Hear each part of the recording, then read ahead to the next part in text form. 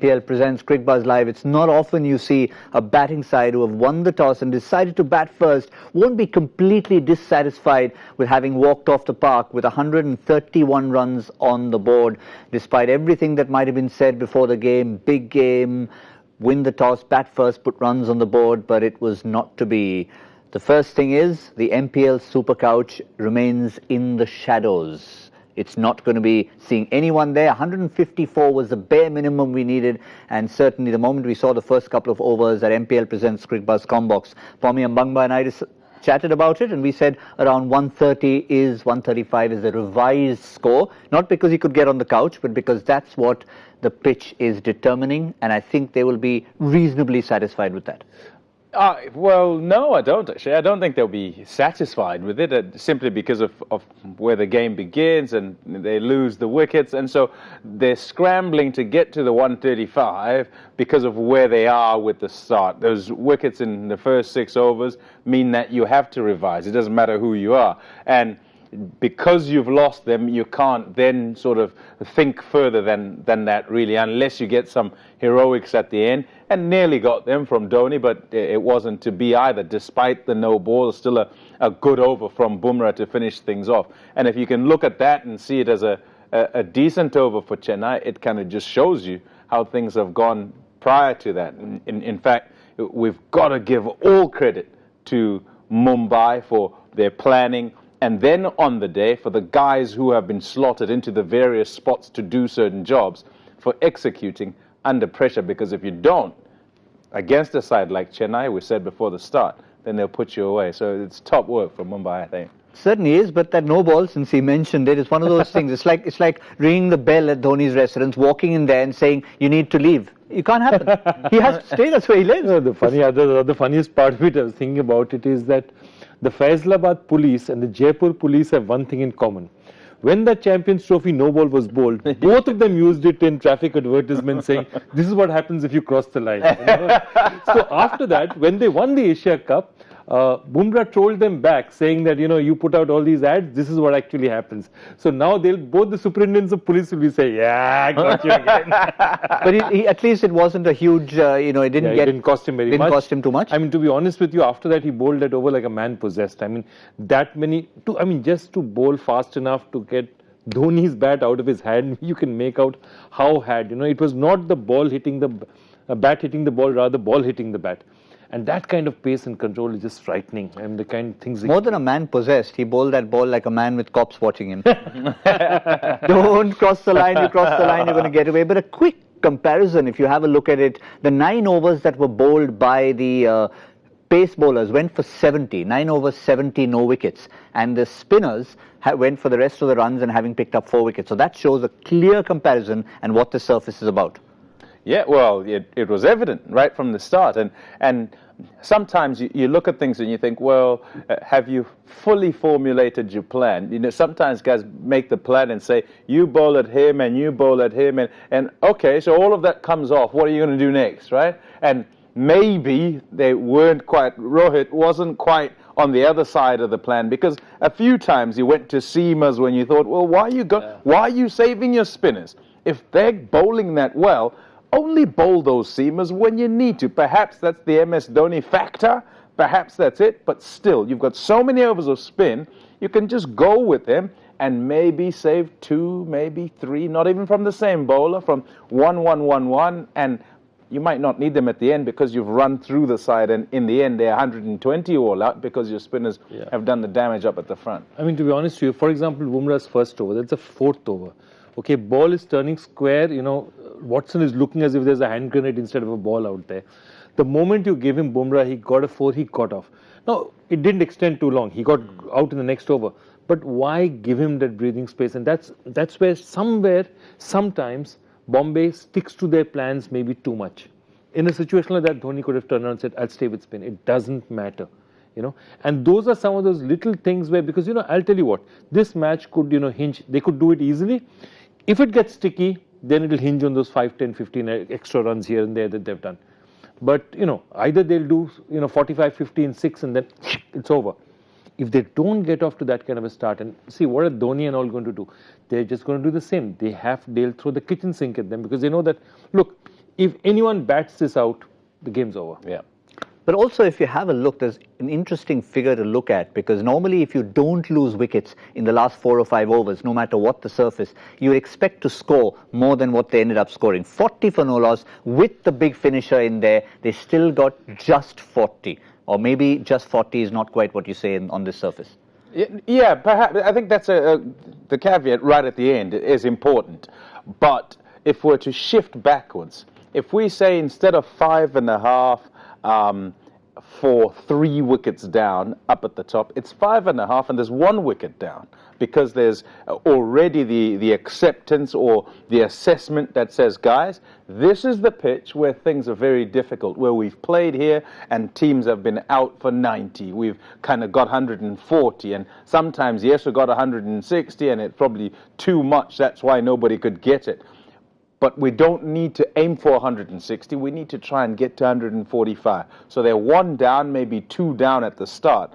Instead of that being just 5 or just 6 for the next little bit, it becomes 6.5, it becomes 7.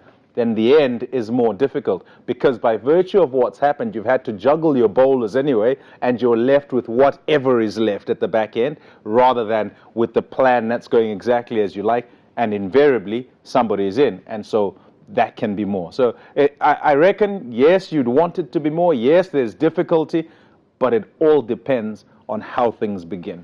Certainly does, and the partnership, really. I mean, Murali Vijay played well while he was there, but Rayudu, we haven't talked much about him because so much, you have to keep talking about Dhoni. But look at Rayudu, 27 of 19 in this particular partnership. No, I think, look, Rayudu did what he could. Rayudu does not have Dhoni's explosiveness as a finisher. But in under these circumstances, the kind of runs that he's got for the numbers that he's got are fairly decent. He did his job out there, especially considering your top order has completely let you down. I think 130 is, they've dragged themselves to 130. Yeah, they would have probably said that, had Bumrah not bowled that brilliant last over, it should have been closer to 135, 140, which is what you get. But hey, you know what, it doesn't happen all the time. What will be interesting now is, now they're going to bat in this pitch. Potentially, Chennai could bowl 16 overs of spin with them. Because seeing these conditions, even at Decock, they'll say, okay, Harbhajan is going, Decock is still there. Let me try a couple of overs of Raina. So you have Harbhajan, you have Tahir, you have Jadeja definitely bowling. Raina can bowl for you. And then you have Deepak Chahar and Dwan Bravo. And Bravo is also not exactly, he's just going to hit the pitch and, just bowl cutters and, slower ones. So that's the interesting one. This pitch is not going to be easy to bat on. I'll be interested in seeing how long, do they even try Chahar up front, or how long do they try? Because they might just say, why? He could go for 20 in 2 overs. Because if I'm Bombay, I'll say that 2 Chahar overs, I don't care if he's swinging the ball, I don't care if he's not swinging, I'm going to get 25 of those 2 overs. Correct. Tactically, he must go. If he bowls and he's allowed to bowl a couple of overs, then they're not at the races. And you see the advantage of being skipper and up at the front. If you have your skipper up at the front, he decides, right? He'll be there, say, whoa, we spoke about this. This guy bowls on here, he goes, right? And someone like Quinton de Kock, tell you what, if he sees Chahar up there, his eyes are lighting up as well, because he knows it's a tough day for him with the ball spinning right from the word go. So those overs, whether it's 1 over, whether it's 2 over, got to go. If they don't go, then all of a sudden we have a game that's going to be much closer. And in fact, you might lose it from that not being aware tactically. A couple of interesting moments. One was at no ball, and the other one was a point where Rayudu nearly ran MS Dhoni out. Now, had that happened, I know it was probably not a single anyway. Where does someone like Ambati Rayudu hide? Can you actually dig a hole and sort of? He can't hide. He wouldn't have left. No, he can get away from Dhoni. Can he get away from the rest of the city? I meant the rest of the city. I meant the rest of the city.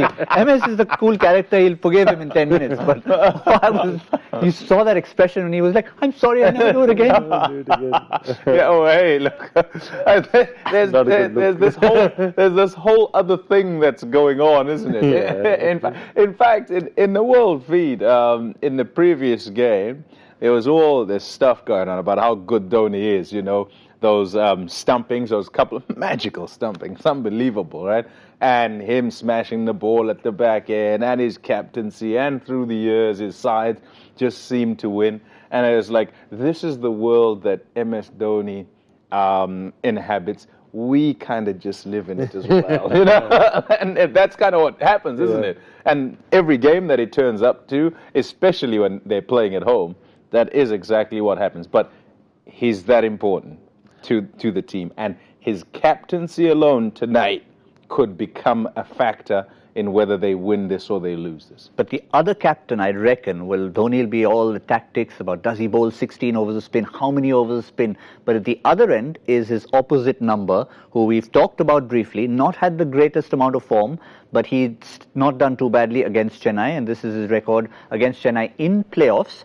Again, it's not good. So a combination of his early form and these numbers. Look, he's got a 50. He's a very experienced guy.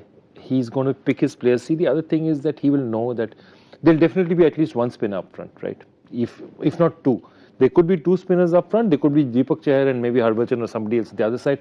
You will expect an offie because, you know, if Quinton's batting, they'll go for an offie. But here's the point, that under those circumstances, where is he going to go with it? It's not going to be that easy, you know. Yeah, so we in our recalibration of things because of you know a pitch that's slow and a match that's low scoring, we've also got to you know draw down our numbers for what is effective and what's good for a side and what is someone having done a really good job to set things up. So if Rohit Sharma walks out there and gets 30 of 20 balls today, it's a big knock. That's humongous. It's a big knock. All right? It's so that's something else we've all got to be watching for to see, because 60 is great. If someone gets 60, they win the game effectively. They win it totally. But if you get 30 of 20 balls on a surface that's tough as it is today, then you've taken a whole load off your team. So that's a way in which guys can be effective over a short period of time, 10 balls, 15 runs, you know, in an order that's decently long. I know you want to say that you start every innings on zero, but there are times at least you'd want Rohit to remember his 67 or 48 in this ground against this opposition. Yeah, absolutely. And Rohit is a one player who's got the risk, got the timing, got everything to play on this pitch. Because a pitch like this, spinners means playing as late as possible, reading as much, playing as late, using his wrist, playing it around. Somebody like a Deacock cannot do it. So he's probably their best bet to play spin. And if you look down that order, the younger batsmen of today, Surya and all, they're not, you know, the younger Indian batsmen are not that great against spin. You know, Rohit is one of the last of that generation. You look at this order, I'd have to say that Krunal Pandya is a decent player of spin, and I'd have to say Rohit is obviously the best player of spin out there. The only useful thing is they have Jayant Yadav today, who's a fairly decent batsman. I mean, Jayant Yadav can bat at 4 and 5, bats fairly up the order. Again, decent player of spin. Could be really useful today. X factor in a small run chase like this, in a playoff, do you maybe tinker with the batting order? Do you keep someone like a Jayant Yadav, maybe a Karan Pollard padded up just to say that can you just do some damage, make them think differently by having someone different?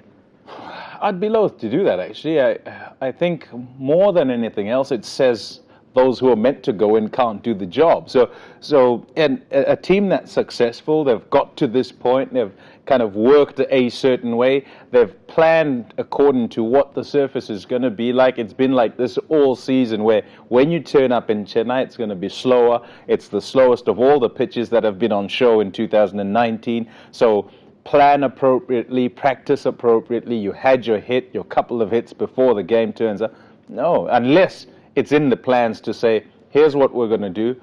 So-and-so, you're going to bat at 3. Pollard, instead of being further down there, actually you're going to bat at 3. And it doesn't matter who gets out, no left, right, whatever. Just walk in and crash it out the ground. Yep. Perhaps that's the way they go, but I don't see it from them. I think they're just going to be formulaic and kind of play the way that they normally do. Yeah, and of course, again, it comes down to MS Dhoni. I mean, because they'll be sitting in that dressing room having...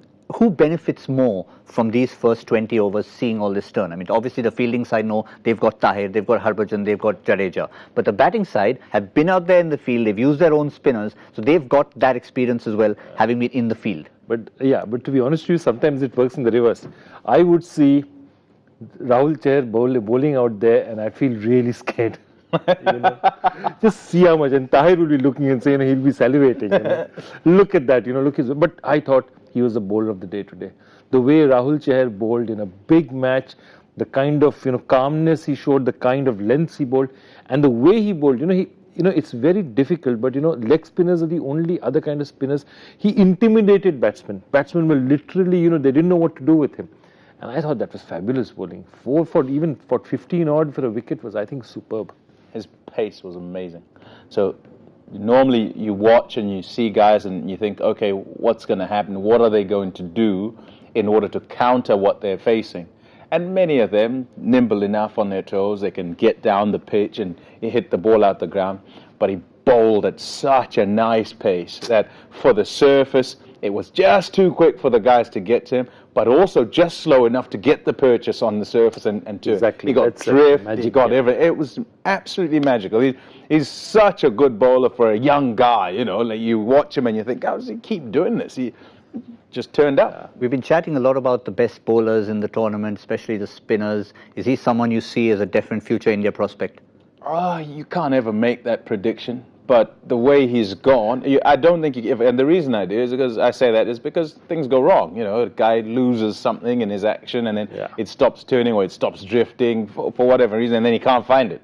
Can happen. But with the way he's gone, temperament and just skills, of course, you've got to say, of course, he's got the time to kind of wait in line and end up in an India 11 somewhere in some format. All right, we're going to get a quick prediction to end the show with the knowledge that Rohit Sharma has hit a boundary and got out to Deepak Chahar, so that's a big blow. So keeping that in mind, with that advantage, the MPL Super Couch still up for grabs with an end of show prediction. Pommie, I'll let you go first again. Okay, you let me go first again. It's basically who's going to win and therefore by how much. Yeah, I'm going with Mumbai by 3 wickets. Oh, Joy? In for the penny. Mumbai by 5 wickets. All right, I'm just going to sort of lean towards that early wicket having fallen. I know it's a small total, but I think it's going to be 15 runs short. 15 runs short for the men in yellow to pull that one out. Just had to be different because, I have to sit on the other side of the couch. But let's see. I've got it horribly wrong to start with. And it's certainly advantage to the Chennai Super Kings with that early wicket of the captain Rohit Sharma. And that too, it's not a spinner who's got it. It's Deepak Chahar who's got the first blow. So it's all spiced up for a run chase as this first qualifier comes to an end. MPL presents Cricbuzz Combox at the 10 over mark. And then we'll see if we're going to have an MPL Super Couch at the end on MPL Presents Cricbuzz Live.